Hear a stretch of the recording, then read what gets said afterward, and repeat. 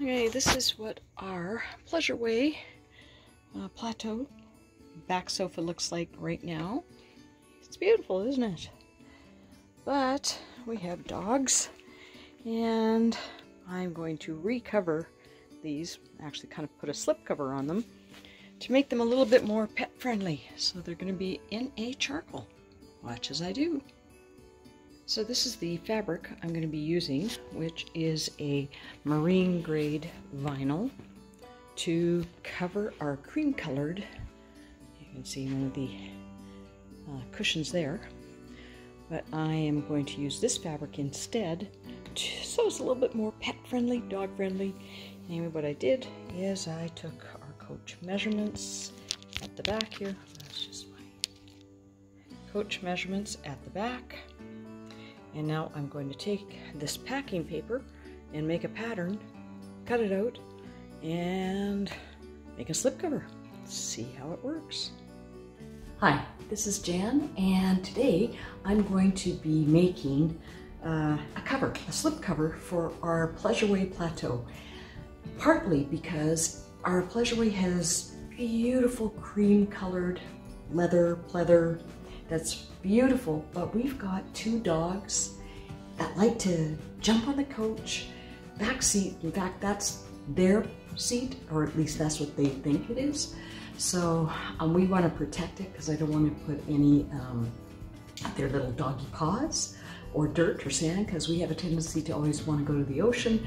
So you know what? I'm trying to protect it. So I got this, you can see right back here, this marine grade black, it's kind of a black matte vinyl that I'm going to be using to do the recover. So what I did is I went and I took pictures as well as measurements for the back of the coach, and as you can see here, I'm creating a bit of a pattern for the back of it and how I'm going to create this slipcover that's going to go over top.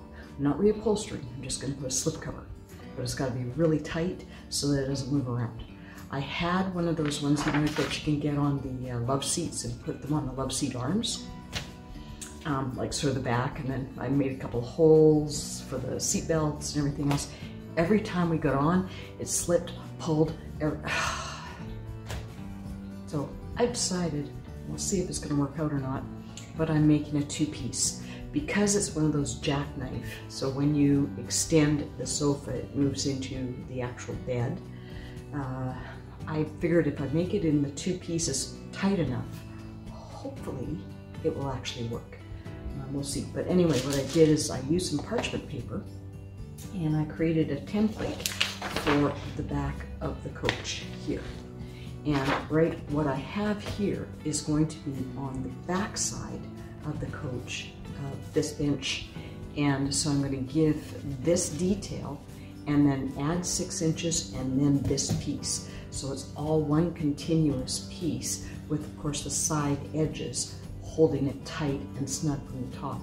Then I'm going to bring it all the way down and wrap it underneath. And then I'm going to use these flaps that I'm creating on both sides and put Velcro that's, you know, attaches to the back side of this as well as the back side of the bottom. So I'm hoping, I don't know if it's going to work, but I'm hoping that I'll actually be able to produce something that is dog friendly, people friendly. It's very easy to clean. The color of our coach has got the cherry color with the gray and the black, so it should work. So stay with me as I try and do this. I'm just cutting the template up right now. So hi, now what I've done is, because I didn't have enough room, so I this is basically packing paper. So I put the top part or the back part of the coach drawing that I was showing you. And I have my measurements here, and so I measured up what I needed. But the thing is that if you look at the coach, it wraps on the other side. So I'm trying to create, this as being the front part of the cushion, and it's going to wrap around 6 inches underneath. So I've got basically, actually it should be more than that. Oh, I just realized it should actually be 12 inches because I've got 6 inches down. So from the top of this bench seat to the bottom is 19 inches, I believe. Yes, so 19 inches. And then if you wrap it underneath, that's 6 inches because the cushion is 6 inches deep, right? And then I want to wrap it underneath so that I can attach Velcro to it. So that's another 6 inches. So I need 12 inches down here. So what I'm going to do is, it doesn't matter about the pattern because I'm going to run out of paper, but instead of making this the 19 inches, which is what this is plus the 6, and then this here, it was giving the 6 inches at the top, and then putting this as the back part attached to it, I'm going to have to add another 6 inches to the bottom of this in order for it to wrap around on the back of the cushion. Does that make any sense? I don't know, but we're going to try it. Alright, so I've moved to the other side of the table to show you that I've flipped the pattern over because this part here is going to be the top of the bench. So as we're looking, this is actually what the bench looks like when you look at it straight on. And of course, when you're doing it 3D, you've got the 6 inches and everything else. These are the seat cushions on the other side of the coach. But, so what I'm doing now, and I'm hoping that it will work, given my measurements, is I'm going to be continually cutting out the pattern. So this is actually going to be the whole pattern plus the 6 inches on the other side for the bench seat. Again, I said that I still got the edges to do, but this is the layout. So I'm just going to finish cutting here so you can kind of see what I'm doing. So I created the same template and I'm just cutting it out. Now here's where it's going to get tricky, is right here, because the top has got your 6 inches, but then it curves down. So this area in here is actually bigger than 6 inches. Not sure how that's going to work. But if I have to do a tuck-in or something, I guess I'll have to do a tuck-in. I'm not sure how this is going to work. But meanwhile, I'm just going to cut it so that it joins up with the other one.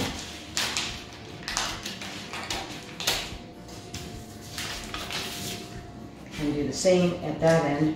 In fact, right here, as I turn this, we will... Okay, so I'm in our PleasureWay Plateau, and as you can see, I don't want to waste fabric, so that's a big no-no. So what I've done is I brought the pattern in to see how it was fitting. And if you recall, I said I wasn't sure about the back pieces, whether it was too much or not, and it is. It's too much. So this is supposed to be the line of where the top is, which is there. So I think what I'm going to do is I am just going to take that amount in on my pattern.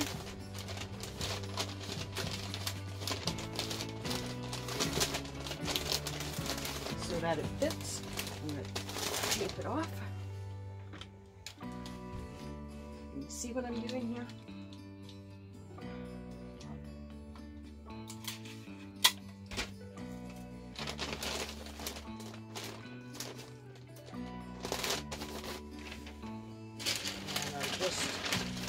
Because this line is the top,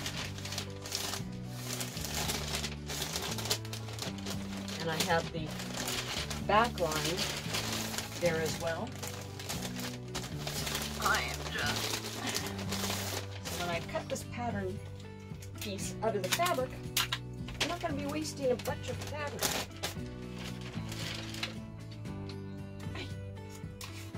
Okay, and I have to do it on this side as well. And it's got that nice little curve on the top, so I want it to look like it's supposed to always be.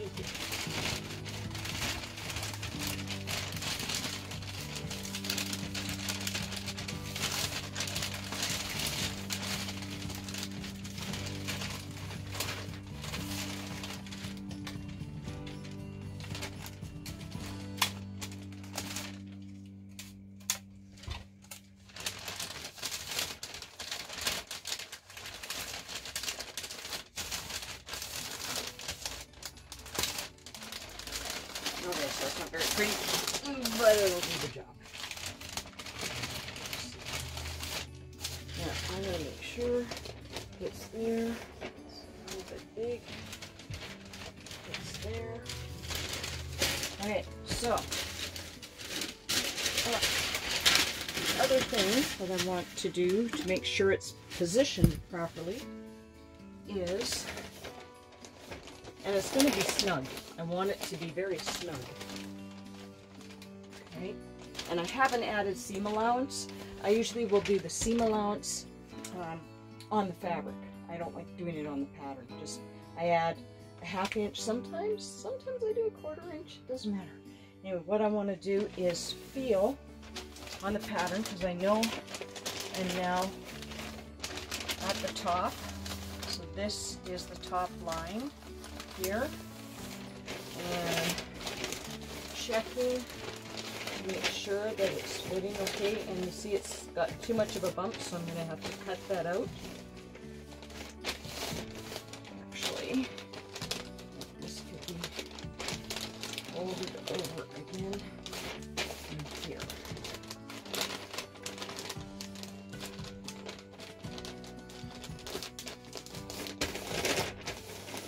Now that's better.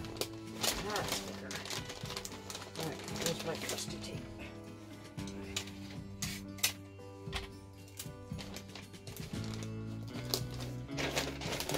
Still too much here, so I'm going to trim that down. Oh, this tape does not like to stay.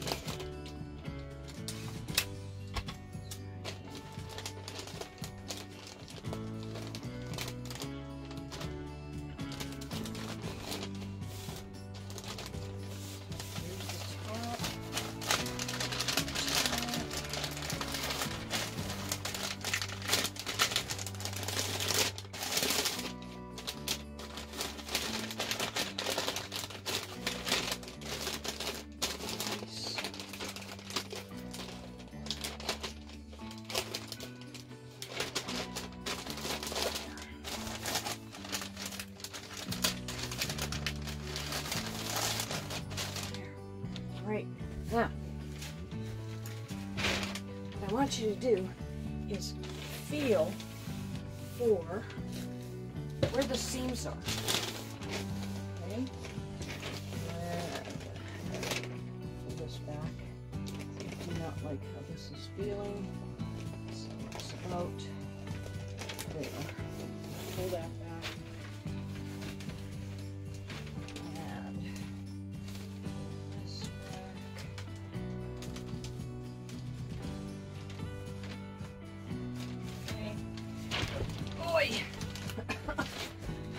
We're on a driveway and it's got a slope and it's like leaning this way. It's very aggravating, but it is what it is. Anyway, or this falls off. And be very careful. I happen to be using a little Sharpie, so I want to make sure I don't do anything to drop it. So what I'm feeling for is the seam line. So the seam line is running right there.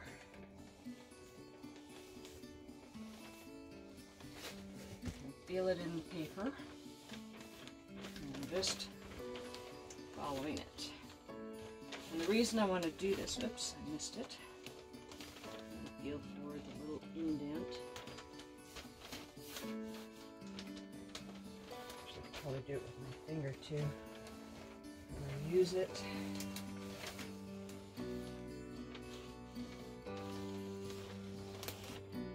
Okay.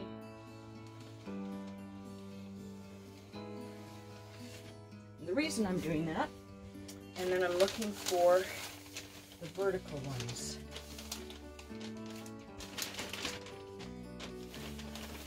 Uh-oh. Shifted. So you gotta be careful here when things shift. Oh, that's okay. That's good.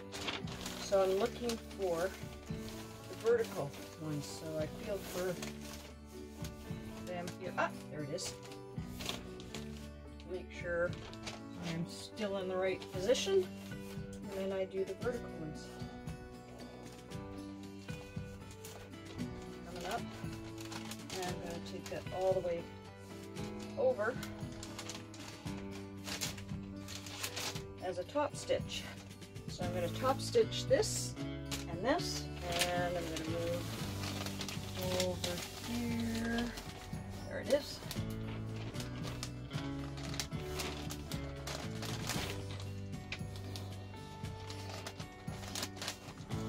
And top stitch. All right. Now, get a visual of this. Let's see.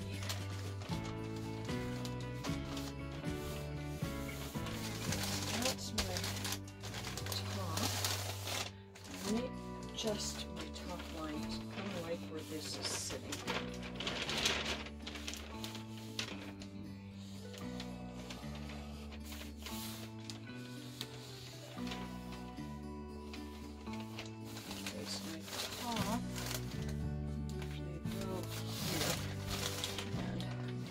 For it about there, because I like kind of where it's sitting. Now, here's the other thing is when I'm doing it. Nope, don't lose my top line.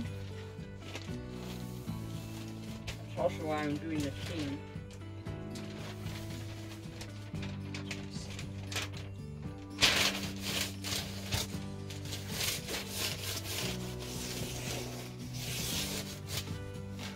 And this is going to go wrap underneath.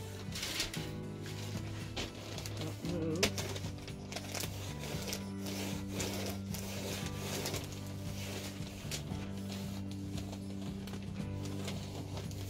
Okay. All right. I here got the pattern. Yes. So I'm going to take this back, and